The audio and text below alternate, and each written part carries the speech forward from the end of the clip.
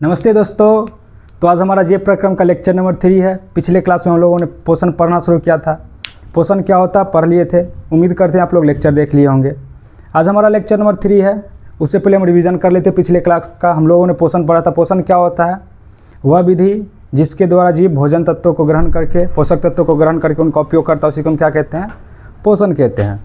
Then हम लोगों ने पोषण का प्रकार पढ़ा था। पोषण 2 तरह का होता है, स्वपोषण, परपोषण। स्वपोषण किसको बोलते हैं? वैसा जीव जो अपना भोजन स्वयं संश्लेषित कर लेता है उसे हम स्वपोषण कहते हैं। परपोषण जो अपना भोजन स्वयं संश्लेषित नहीं कर पाएगा, किसी न किसी रूप से अन्य जीव से प्राप्त करेगा। देन हम लोग पढ़े थे परपोषण का प्रकार। परपोषण के 3 प्रकार होते हैं, याद रखिएगा। परजीवी, मृतजीवी, सहजीवी। एग्जाम्पल याद रख लीजिएगा। परजीवी जो दूसरे जीव के शरीर के ऊपर या अंदर अस्थायी या अस्थायी रूप से रहकर भोजन लेगा उसे हम क्या कहेंगे? परजीवी। मृतजीवी जो मरे हुए जीव से भोजन लेगा। प्राणी संपोषण जो प्राणी के जैसा खाएगा, पहले खाएगा फिर पचाएगा। एग्जाम्पल याद रखिएगा, अमीबा, मेढक, मानव। आज हम लोग पढ़ना शुरू, उसके बाद हम लोग पढ़े थे पौधों में पोषण। पौधों में पोषण हम देखे थे कि पौधों में भी 2 तरह से पोषण होता है, एक होता है स्वपोषण, एक होता है परपोषण। स्वपोषण में प्रकाश संश्लेषण की प्रक्रिया द्वारा भोजन बनेगा। आज हम पढ़ेंगे क्या होता है प्रकाश संश्लेषण, क्या क्या उसका लिए चाहिए, क्या उसका समीकरण है, एग्जाम में पूछा जाएगा। देन हम लोग पढ़े थे परपोषण। पौधों में भी परपोषण होता है, याद रखिएगा। परजीवी और मृतजीवी। परजीवी का एग्जाम्पल याद रखिएगा, अमरबेल आपको हम बताए थे। वो क्या करता है जी? दूसरे प्लांट से अपना भोजन ग्रहण करता है।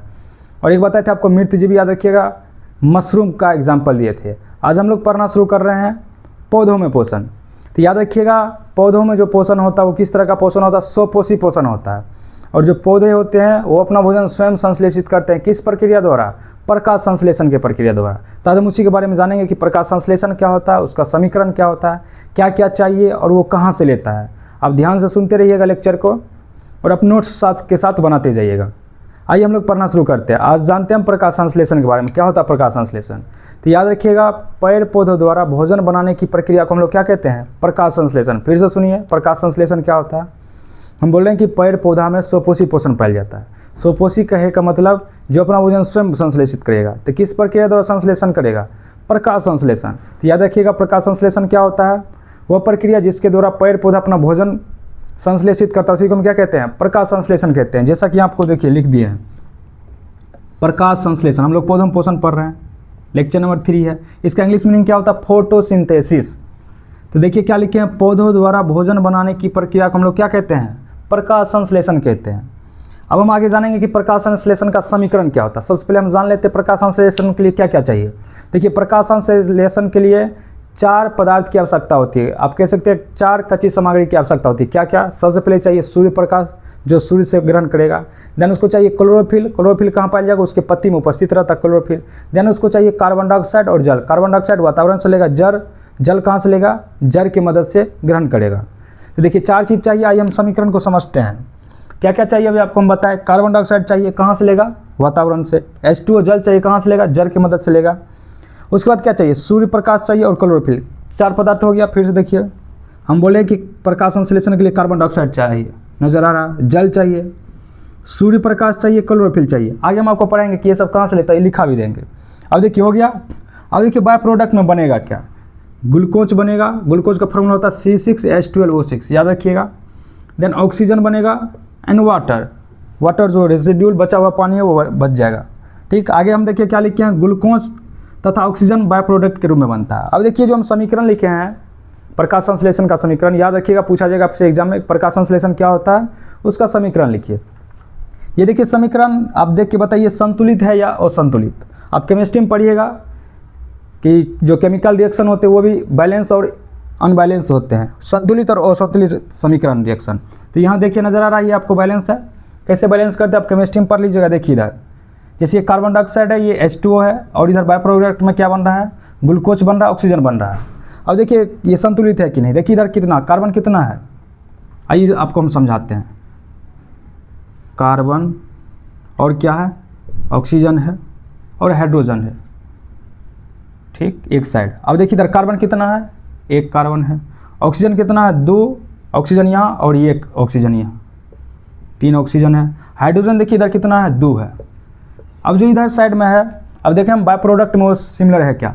बाय प्रोडक्ट में देखिए कार्बन, ऑक्सीजन, हाइड्रोजन। देखिए इधर कार्बन कितना है? 6 कार्बन है।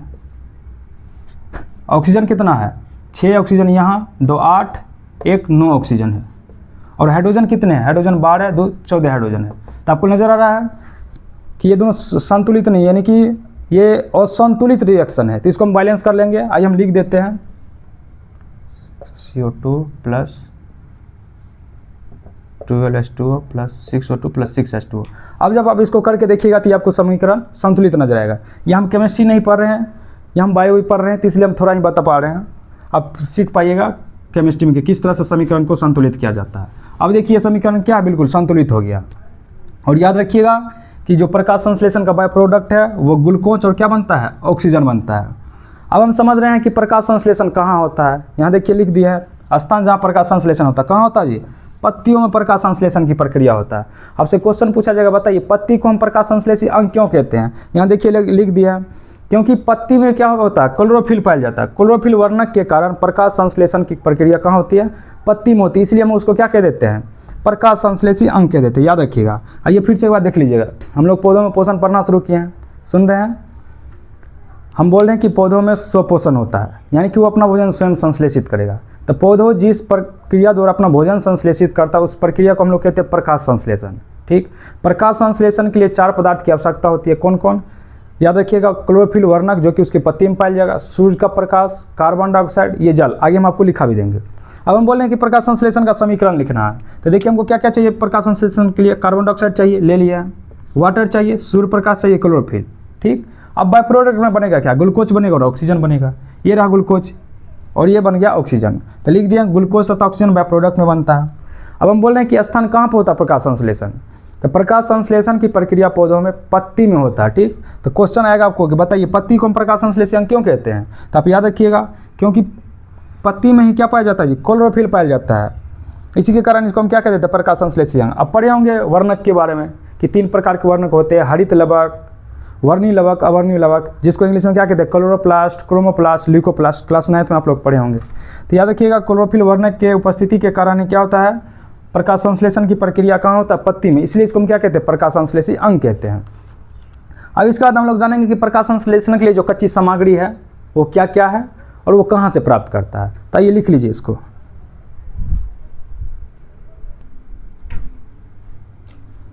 तो आइए नेक्स्ट देखते हैं हम लोग प्रकाश संश्लेषण के लिए क्या क्या पदार्थ चाहिए। इससे पहले हम लोग ने जान लिया प्रकाश संश्लेषण क्या होता है, उसका समीकरण क्या होता है। ठीक, अब हम जाने प्रकाश संश्लेषण के लिए क्या क्या चाहिए। इससे हम पहले आपको बता दिए प्रकाश संश्लेषण के लिए 4 पदार्थ की आवश्यकता होती है, क्लोरोफिल, कार्बन डाइऑक्साइड, सूर्य का प्रकाश और क्या चाहिए, जल चाहिए।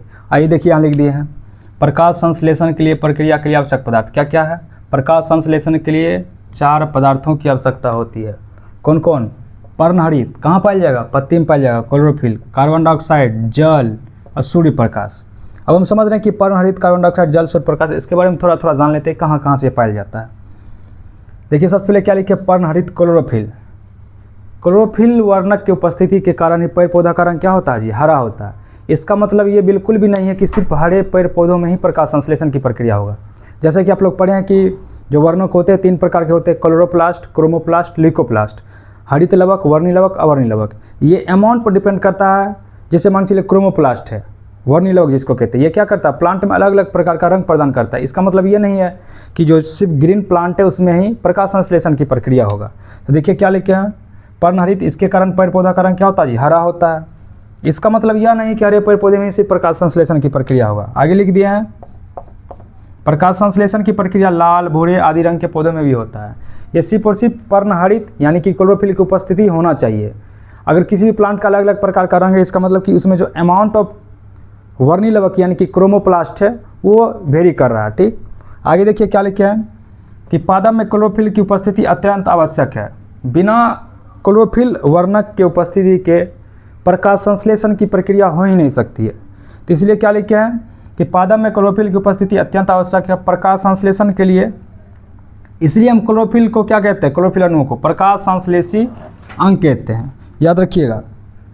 आप समझ गए प्रकाश संश्लेषण क्या होता है। प्रकाश संश्लेषण के लिए क्या क्या चाहिए, क्या चाहिए, पर्णहरित चाहिए, कार्बन डाइऑक्साइड चाहिए, जल चाहिए और सूर्य प्रकाश चाहिए। पर्णहरित के बारे में लिख लिए हैं। अब हम पढ़ेंगे कार्बन डाइऑक्साइड के बारे में। कार्बन डाइऑक्साइड कहाँ से ग्रहण करेगा, वातावरण से ग्रहण करेगा। इसका जो मात्रा होता है हमारे एटमॉस्फेयर में 0.03% होता है। आइए आगे इसके बाद लिखते हैं कार्बन डाइऑक्साइड के बारे में, लिख लीजिए। तो आइए नेक्स्ट देखते हैं हम लोग कार्बन डाइऑक्साइड के बारे में। अभी हम पढ़ना शुरू किए हैं प्रकाश संश्लेषण के लिए क्या क्या चाहिए। क्लोरोफिल चाहिए, कार्बन डाइऑक्साइड चाहिए, जल चाहिए और क्या चाहिए यहाँ लिख दिए हैं, कार्बन डाइऑक्साइड चाहिए। सबसे पहले देखिए कार्बन डाइऑक्साइड के बारे में क्या लिखे हैं। पौधा CO2 को क्या करेगा जी, वातावरण से ग्रहण करता है। इसका जो अमाउंट होता है वातावरण में आपसे पूछा जाएगा, बताइए कार्बन डाइऑक्साइड का मात्रा कितना होता है, तो आप याद रखिएगा 0.03% होता है। लिख दिया यहाँ। देखिए क्या लिखिए, प्रकाश संश्लेषण की प्रक्रिया में पौधों को क्या करेगा, CO2 को ग्रहण करेगा और ऑक्सीजन छोड़ेगा। याद रखिएगा, चाहे प्लांट हो या एनिमल हो, सब जो रिस्पायरेशन करता है यानी कि श्वसन की प्रक्रिया में क्या करता है, ऑक्सीजन ग्रहण करता है और कार्बन डाइऑक्साइड छोड़ता है। लेकिन पेड़ पौधा क्या करेगा, जब प्रकाश संश्लेषण की प्रक्रिया होगी, कब होगी प्रकाश संश्लेषण की प्रक्रिया, सूर्य की उपस्थिति में यानी कि दिन में, तो क्या करेगा, कार्बन डाइऑक्साइड को ग्रहण करेगा और ऑक्सीजन को क्या करेगा, छोड़ेगा। जबकि रात में क्या करेगा, वो कार्बन डाइऑक्साइड छोड़ेगा और ऑक्सीजन को ग्रहण करेगा। इसीलिए बोला जाता है कि रात में हमको वृक्ष के नीचे नहीं सोना चाहिए। तो समझ गए कार्बन डाइऑक्साइड के बारे में कि पेड़ पौधा क्या करेगा, वातावरण से कार्बन डाइऑक्साइड को ग्रहण करेगा। जब प्रकाश संश्लेषण की प्रक्रिया होगा तो क्या करेगा, कार्बन डाइऑक्साइड को ग्रहण करेगा और ऑक्सीजन को छोड़ेगा। जबकि रात में ये क्या करेगा, ऑक्सीजन ग्रहण करेगा और कार्बन डाइऑक्साइड को छोड़ेगा। इसलिए हम पेड़ पौधा के नीचे रात में नहीं सोना चाहिए। वातावरण में कितना होता है, 0.03% होता है। अगला लिखे हैं जल के बारे में। जल कहाँ से प्राप्त करेगा पेड़ पौधा, भूमि से प्राप्त करेगा अपने जड़ की मदद से। लिख दिए हैं कि पौधे क्या करता है, अपने जड़ों द्वारा भूमि से जल के साथ साथ उसमें जो घुलित खनिज लवण होता है, जैसे कि नाइट्रोजन हो गया, फास्फोरस, मैग्नीशियम, कैल्शियम, ये सब क्या करेगा, ग्रहण करेगा जड़ की मदद से। ठीक। अगला लिखे हैं सनलाइट के बारे में। सूर्य का प्रकाश, सूर्य का प्रकाश जानते हैं कहाँ से ग्रहण करेगा, सूर्य प्रकाश से ग्रहण कर लेगा। कि हरे पेड़ पौधा केवल क्या करेगा, सूर्य के प्रकाश में कार्बन डाइऑक्साइड को शुद्ध करता है। ठीक। अगला हम लिखे हैं कि पौधों में पाए जाने वाले क्लोरोफिल ही सूर्य प्रकाश में मौजूद सौर ऊर्जा को किस में बदलेगा, रासायनिक ऊर्जा में। फिर से सुनिए हम क्या बोल रहे हैं कि हरे पेड़ पौधा में इसी प्रकाश संश्लेषण की प्रक्रिया होगी, पता चल रहा है। हम बोले कि प्रकाश संश्लेषण के लिए 4 पदार्थ की आवश्यकता होती है। क्या क्या चाहिए, क्लोरोफिल चाहिए, कहाँ से प्राप्त होगा, जो कि उसके पत्ती में पाया जाता है। कार्बन डाइऑक्साइड चाहिए, कहाँ से प्राप्त करेगा, वातावरण से ग्रहण करेगा। जल चाहिए, जल कहाँ से प्राप्त करेगा, अपने जड़ की मदद से प्राप्त करेगा। जल के साथ साथ वो क्या करेगा, उसमें जो घुलित खनिज लवण है उसको भी क्या करेगा, अवशोषित कर लेगा। अगला बोलें कि सूर्य प्रकाश यानी कि सनलाइट, ये कहाँ से प्राप्त करेगा, सूरज से प्राप्त करेगा, सूर्य से। हम बोल रहे हैं कि अन्य प्लांट में या अन्य जीव में क्यों नहीं हो रहा है प्रकाश संश्लेषण की प्रक्रिया, क्योंकि उसमें क्लोरोफिल नहीं पाया जाता। हम यहाँ लिख रहे हैं कि क्लोरोफिल क्या करेगा जी, सूर्य प्रकाश को किसमें बदलेगा, रासायनिक ऊर्जा में बदलेगा। यहाँ देखिए क्या लिखे हैं, जल, जल का फॉर्मूला याद रखिएगा H2O। ऐसा नहीं कि अगर आपसे कोई पूछे कि जल का फॉर्मूला क्या होता है तो बोल दीजिएगा वाटर। एक बार बिहार बोर्ड का एग्जाम हुआ, एग्जाम हॉल से जैसे बच्चा निकला तो एक स्टूडेंट से पूछा गया, बताइए वाटर का फॉर्मूला क्या होता है, तो बोलता कि WATR। तो ऐसा नहीं करना है, वाटर का फॉर्मूला क्या होता है, H2O होता है। आप इसका एटॉमिक नंबर, एटॉमिक वेट भी निकाल सकते हैं। आप लोग सीखे होंगे केमिस्ट्री में, जैसे ये H2 है तो हाइड्रोजन का एटॉमिक मास कितना होता है जी, 1, तो 2 हाइड्रोजन होता है 2, और ऑक्सीजन का कितना होता है 8, यानी कि 16, और इसका एटॉमिक मास और एटॉमिक नंबर 8 होता है, तो 16 2 कितना हो गया 18। ठीक इसी तरह से आप लोग ग्लूकोज का निकाल सकते हैं, C6H12O6 ग्लूकोज है। कार्बन का एटॉमिक नंबर कितना होता है, कार्बन का एटॉमिक नंबर 6 और एटॉमिक मास कितना होता है 12, और कितना ग्लूकोज, सॉरी कार्बन है 6, तो बढ़ा के 72। हाइड्रोजन का एटॉमिक नंबर, एटॉमिक मास 1 होता है, कितना है 12। ऑक्सीजन का कितना होता है, एटॉमिक नंबर होता है 6 और एटॉमिक मास कितना होता है 16, 16 के 96। जब इसको जोड़िएगा तो कितना होगा, 6 2 8 2 10 के 0, हाँ बाकी 1 9 1 10 और 17 1 18, 180 हो जाएगा इसका एटॉमिक मास। तो याद रखिएगा, आज हम लोग पढ़ लिए हैं। नेक्स्ट क्लास में हम लोग पढ़ेंगे प्रकाश संश्लेषण का क्रियाविधि क्या होता है, और हम लोग जंतुओं में पोषण पढ़ना स्टार्ट करेंगे। तो आप लोग यहाँ तक नोट्स बना लीजिएगा। आप कोशिश करिएगा डेली लेक्चर अटेंड करने का। आपको हम पूरे क्लास 10 का बायोलॉजी पढ़ेंगे, देन पढ़ने के बाद आप लोग PYQ सॉल्व कर लीजिएगा।